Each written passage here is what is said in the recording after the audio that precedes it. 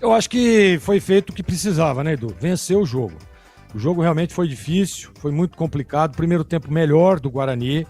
A gente avisava, dizia, olha, esse time do Caxias não pode vacilar, não pode dormir, porque é um time experiente, tem um bom treinador, né, tem um bom goleiro, que segurou aí várias defesas, o Busato fez, né, garantindo até o momento ali o empate, até garantindo até que o Guarani não ampliasse um pouco mais. E o Guarani foi, né, o Batista tinha chamado minutos antes, tanto eu quanto o CH, não dava para você afirmar, o Guarani vai fazer o segundo gol, não dava. Eu disse, inclusive, olha, pode ser numa bola parada, né, pode ser num chute de fora da área, mas realmente o jogo, a partir do momento que o Caxias empata, ficou difícil para o Guarani. O Caxias, ele se fechou, ele já tinha uma linha bem próxima, dificultando as ações, você não via um desencaixe de marcação, era muito difícil acontecer isso. Tanto que o Caxias errou no primeiro tempo. O Roberto, naquela cobertura, ele acaba errando e o Isaac se antecipa, faz o gol, e depois um lance de pênalti.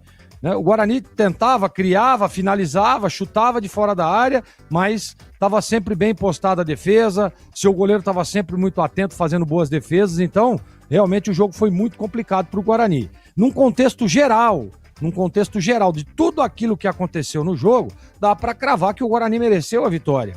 Mas realmente teve que buscar, teve que ir atrás, no sacrifício. Eu queria enaltecer aqui as mexidas do Hélio, que elevaram o nível técnico do Guarani. Ele teve uma leitura interessante de quem tirar, de quem colocar, e o Guarani foi, né? Tanto que tem aí a jogada do pênalti, né? Na cobrança do Cauã Jesus, na ajeitada do Maurício e no Luca, que foi insistente, e ele foi puxado pela camisa. Né? Depois eu acompanhei aqui, era um lance um pouco duvidoso, mas teve sim o puxão e o pênalti foi muito bem marcado. Então, para mim, Edu, o Guarani mereceu o resultado, fez um grande jogo, fez o que tinha que fazer, que era vencer e se manter na liderança. E o torcedor pode ir se acostumando, porque a gente sabe que a Série C realmente ela é dura, ela é difícil, ela é complicada, mas para mim, sem dúvida nenhuma, o Guarani teve uma grande vitória nesta manhã no Brinco de Ouro da Princesa, Edu. E eu disse aqui